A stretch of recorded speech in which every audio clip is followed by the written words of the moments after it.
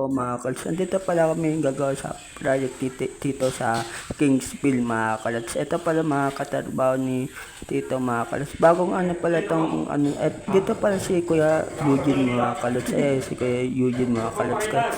Ayaw pala mga ano yung mga kalots. Pala tamang ano muna ako dyan. Tamang pintura muna. Diyan kami ni Kuya Junis mga kalots. Ito pala yung project ni Tito JR mga kalots. Pala mga kalots. Tamang ano muna ako dito sa ano.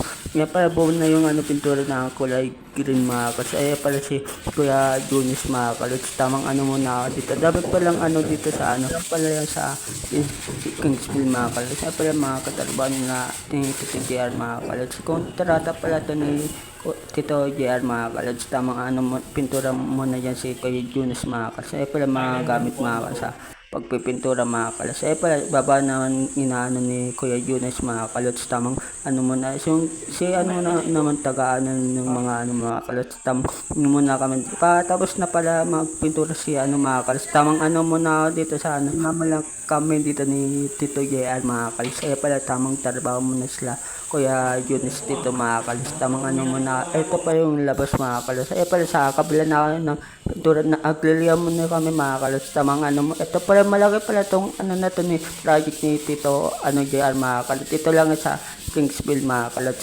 Pala tamang liya muna kami dito si Kuya Junis mga kalots.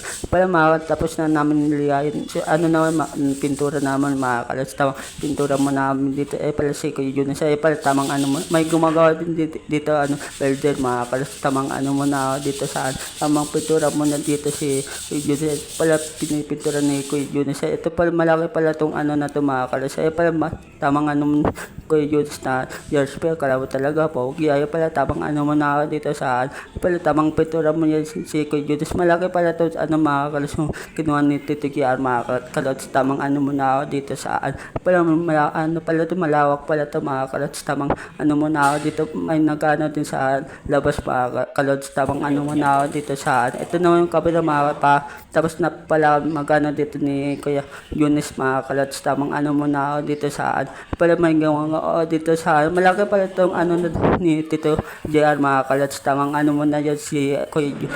Pala yung pala ito ni Tito JR. Kaya dito muna yung channel natin. Next and follow sa gagawin ko pang channel. Peace out sa inyo.